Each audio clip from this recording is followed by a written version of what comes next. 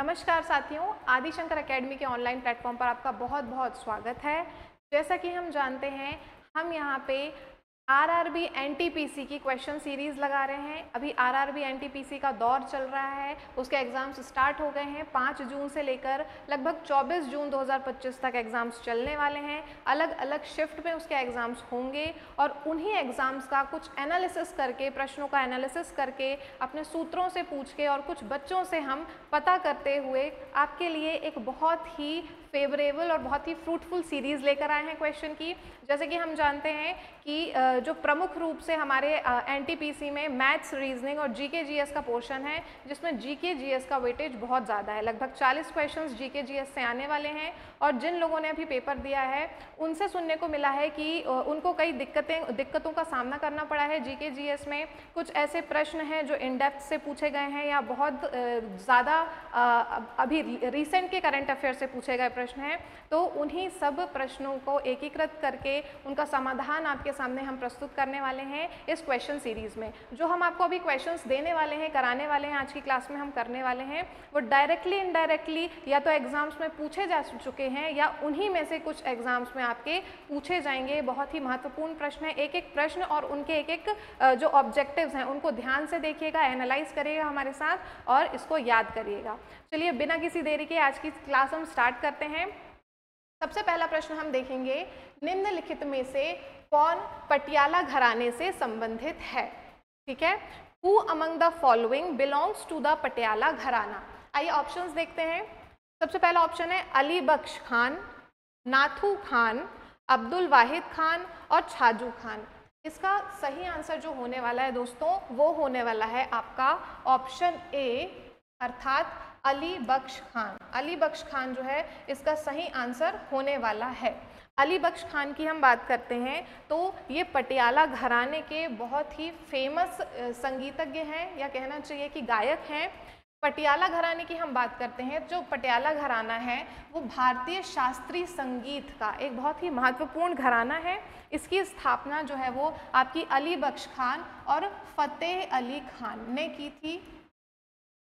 फतेह अली खान व अली बख्श खान ने इसकी स्थापना की थी मिलकर। ठीक है, पटियाला घराना 19वीं शताब्दी का जो है वो भारतीय संगीतज्ञ घराना है। इसके बाद हम बात करेंगे नाथू खान की। अगर हम बात करें तो नाथू खान जो है वो पाकिस्तानी सारंगी वादक हैं। ये सारंगी वादक है, इनके बारे में भी आप याद रखेंगे, पाकिस्तानी सारंगी वादक नाथू खान। इसके बाद हम बात करते हैं अब्दुल वाहिद खान। अब्दुल वाहिद खान भी भारतीय शास्त्रीय संगीतज्ञ हैं। ये भारतीय क्लासिकल संगीतज्ञ हैं जो कि किराना घराने से संबंधित हैं। ठीक है, किस घराने से? किराना घराने से संबंधित। इसके बाद बात करते हैं छाजू खान। छाजू खान भी दोस्तों भारतीय शास्त्रीय संगीतज्ञ के एक बहुत ही फेमस घराना है और यूनिक घराना है जिसका नाम है भिंडी बाजार घराना। जी हाँ, भिंडी बाजार घराना इससे संबंधित हैं।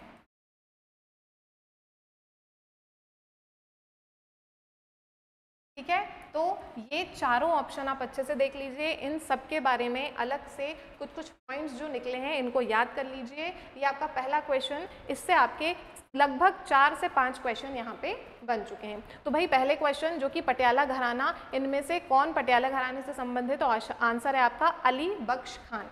चलिए देखते हैं हम नेक्स्ट क्वेश्चन। नेक्स्ट क्वेश्चन है, वर्धमान ट्रॉफी का संबंध किस खेल से है ना? Vardhman trophy is related to which sport?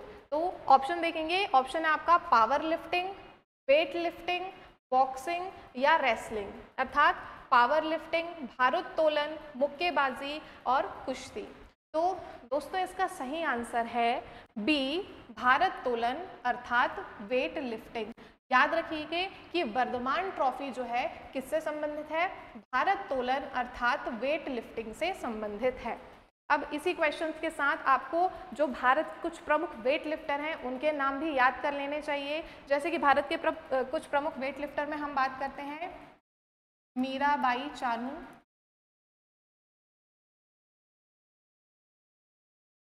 है ना, और आपके कर्णम मल्लेश्वरी,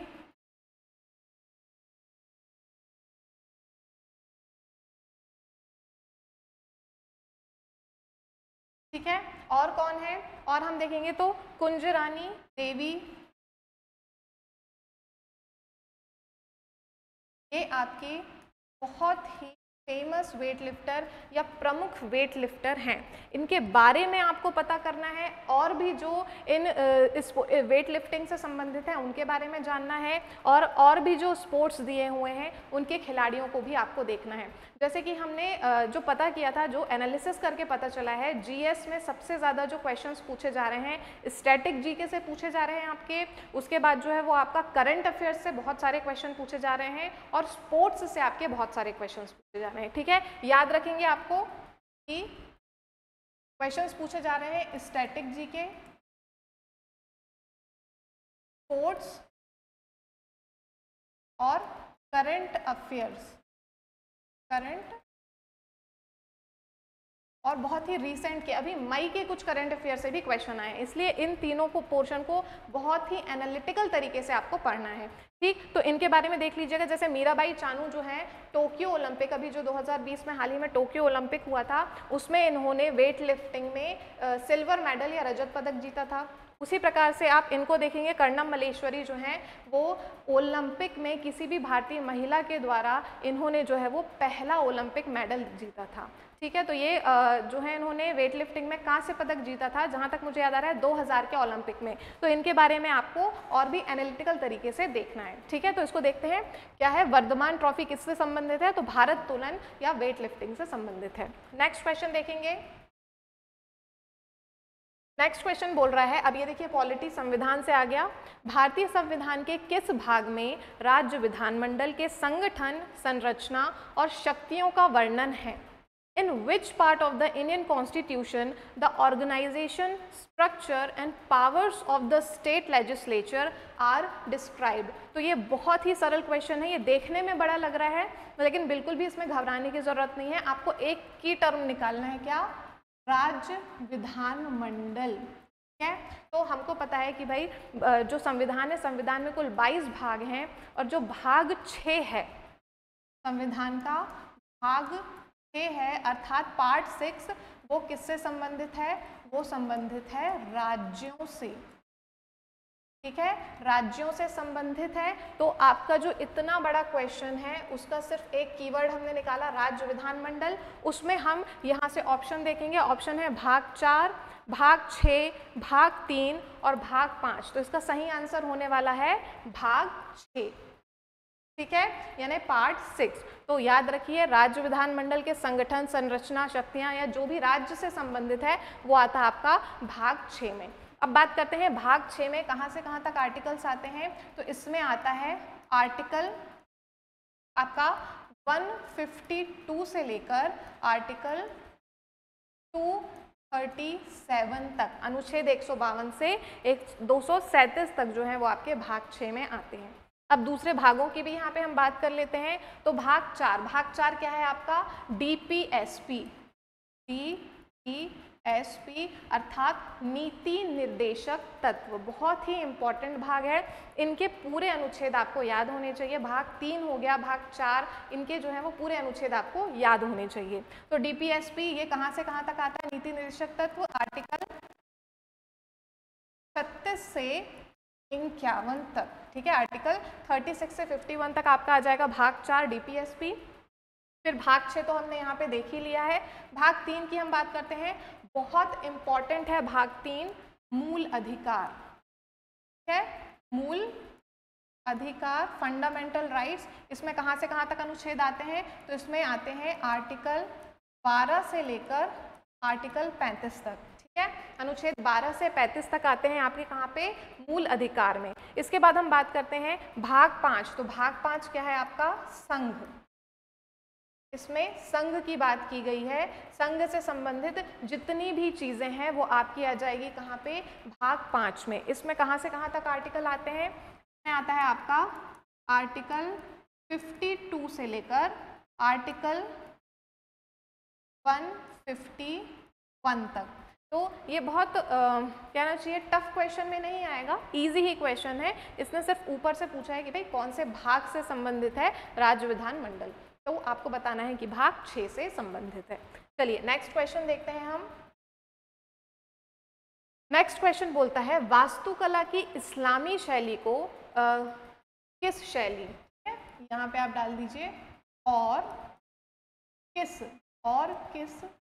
शैली के नाम से भी जाना जाता है। मतलब कि the Islamic style of architecture is also known as the style, कौन सी स्टाइल से? ऑप्शन है आपके हेगिरा, यशमक, आलिम और मेहराब। ठीक है, तो इसका जो आंसर होगा, इसका आंसर है बी यानी मेहराब।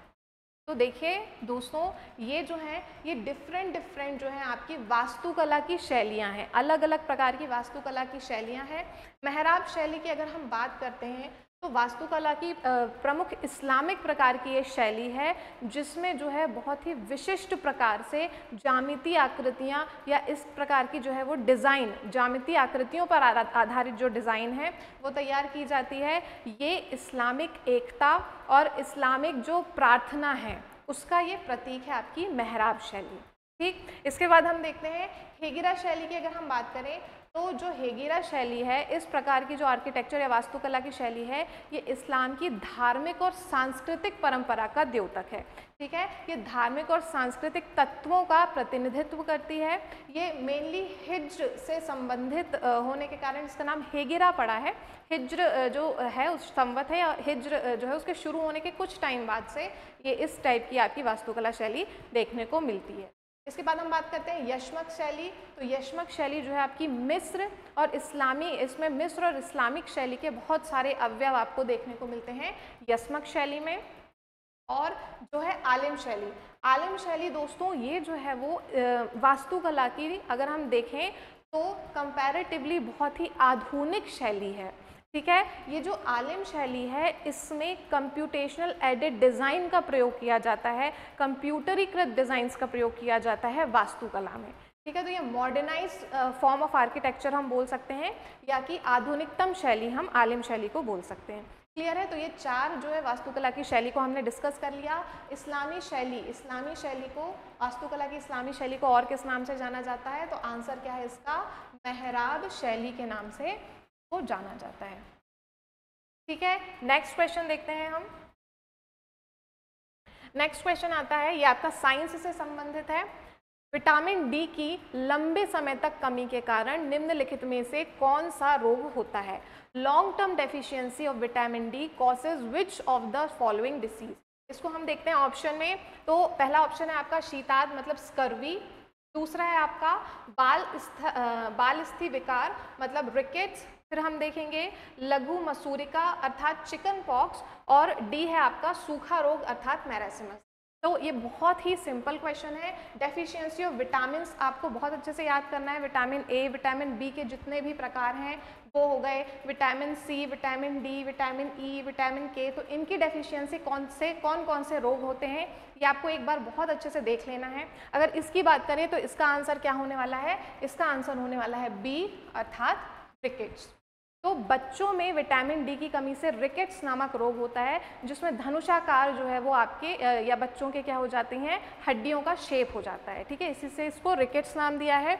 और अगर बड़ों में बात करें तो बड़ों में इसकी कमी से होता है ऑस्टियोपोरोसिस। विटामिन डी की कमी से बड़ों में जो रोग होता है उसको क्या बोलते हैं? ऑस्टियोपोरोसिस। बड़ों में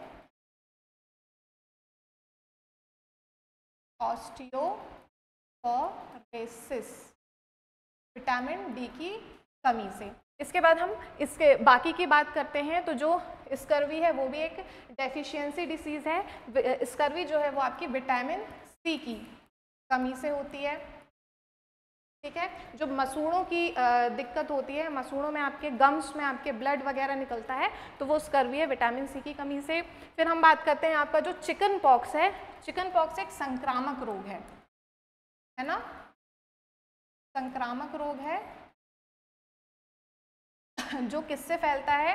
ये आपका विषाणु या वायरस से फैलता है। ये फैलता है वेरीसेला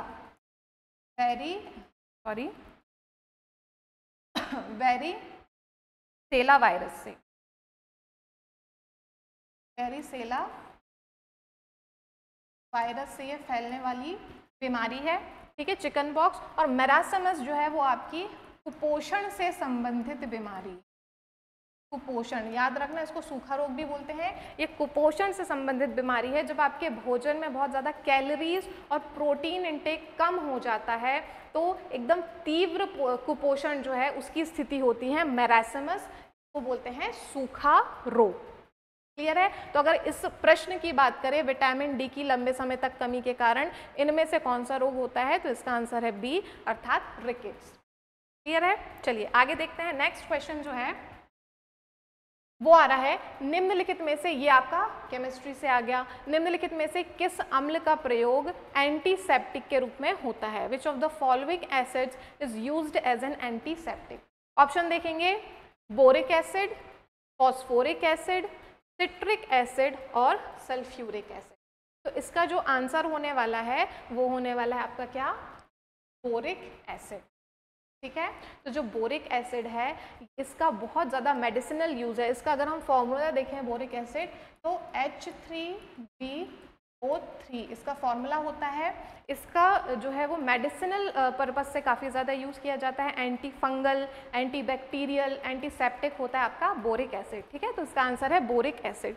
अब बाकी अगर हम एसिड्स को देखें तो फॉस्फोरिक एसिड है सॉरी, इसका फॉर्मूला होता है H3PO4। ठीक है, फॉस्फोरिक एसिड काय में यूज होता है? तो फॉस्फोरिक एसिड आपका हो गया उर्वरक बनाने में, है ना, दंत चिकित्सा आदि में आपका फॉस्फोरिक एसिड यूज किया जाता है। सिट्रिक एसिड देखते हैं तो सिट्रिक एसिड जो है ये आपका होता है C6H8O7। एक बार इसको और चेक कर लीजिएगा। वैसे ये फॉर्मूला होता है सिट्रिक एसिड का, है ना। तो सिट्रिक एसिड काय में पाया जाता है? बहुत ही इंपॉर्टेंट है, ये आपको पता होना चाहिए। जो हमारे खट्टे फल होते हैं, है ना, नींबू, संतरा, इसमें आपका सिट्रिक एसिड मौजूद होता है। ठीक, इसको अपन देखेंगे। फिर आता है आपका सल्फ्यूरिक एसिड। सल्फ्यूरिक एसिड का जो फॉर्मूला है वो है H2SO4। बहुत ही महत्वपूर्ण एसिड है। इस एसिड का यूज़ बहुत ही अधिक मात्रा में केमिकल इंडस्ट्रीज में किया जाता है। जैसे कि इसका यूज़ किया जाता है विस्फोटक बनाने में किया जाता है, उर्वरक बनाने में भी किया जाता है ना, और इससे और भी एसिड्स का निर्माण किया जाता है। तो सल्फ्यूरिक एसिड हो गया। ये हमने अलग अलग एसिड्स और के फॉर्मूला देख लिए और उनके यूजेस देख लिए। ठीक है, तो इसका जो है एंटीसेप्टिक के रूप में किस एसिड का यूज़ किया जाता है, तो उसका आंसर होगा आपका कौन सा? बोरिक अम्ल या बोरिक एसिड। क्लियर है? आई होप आप इन सारे फॉर्मूले को जो मैं बता रही हूँ उसको एनालाइज करके याद करते जाएंगे। ये सारी चीज़ें आपका एक एक प्रश्न से 4-4, 5-5 प्रश्न निकल के आ रहे हैं। ठीक, अब हम चलते हैं नेक्स्ट क्वेश्चन में अपने। नेक्स्ट क्वेश्चन बोलता है, ये आपका फिजिक्स आ गया, ठीक है, bio chemistry physics. The red colour of the sun at sunset and sunrise is due to. सूर्यास्त और सूर्योदय के समय सूर्य का लाल रंग किसके कारण होता है? ऑप्शन देखते हैं। प्रकाश का प्रकीर्ण, इसको बोलते हैं स्कैटरिंग ऑफ लाइट। ठीक है,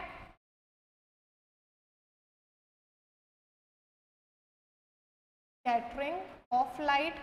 प्रकाश का अपवर्तन मतलब कि रिफ्रैक्शन ऑफ लाइट, है ना।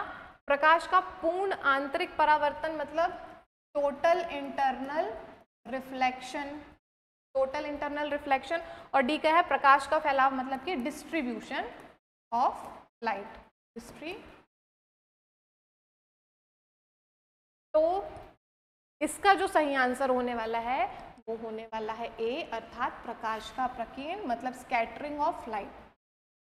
तो ये फिनोमेना देखिए, आप समझिए कि जो लाइट्स हैं, ठीक है, वेवलेंथ के आधार पर कम ज़्यादा स्कैटर होती रहती हैं। अब सन से हमारी पृथ्वी पर जब लाइट पहुंचती है तो बहुत लंबी दूरी तय करती है, और जैसे ही वो अपने पृथ्वी के एटमॉस्फेयर में एंटर करती है तो हमारे एटमॉस्फेयर में बहुत सारे जो हैं वो वाटर वेपर हो गए, धूल, गैस के कण होते हैं, जिससे पास होकर लाइट जो है वो स्कैटर होती है। तो जो शॉर्ट वेवलेंथ वाली लाइट होती है, अर्थात जो छोटे तरंग दैर्घ्य वाली लाइट होती है, जैसे कि आपका हो गया ब्लू, वायलेट, ये जो है वो बहुत ज़्यादा स्कैटर हो जाती हैं। और जो लॉन्ग वेवलेंथ वाली लाइट होती है अर्थात लंबे तरंग दैर्ध्य वाली जो लाइट होती है, जैसे कि आपका हो गया रेड, ऑरेंज, है ना, ये कम स्कैटर होती हैं और लंबी दूरी तय करती हैं, इसलिए हमारी आंखों तक ये लाइट्स पहुंचती हैं। कौन सी? रेड, ऑरेंज, क्योंकि इनकी वेवलेंथ क्या होती है? ऑरेंज, इनकी वेवलेंथ क्या होती है? इनकी वेवलेंथ होती है ज़्यादा वेवलेंथ होती है।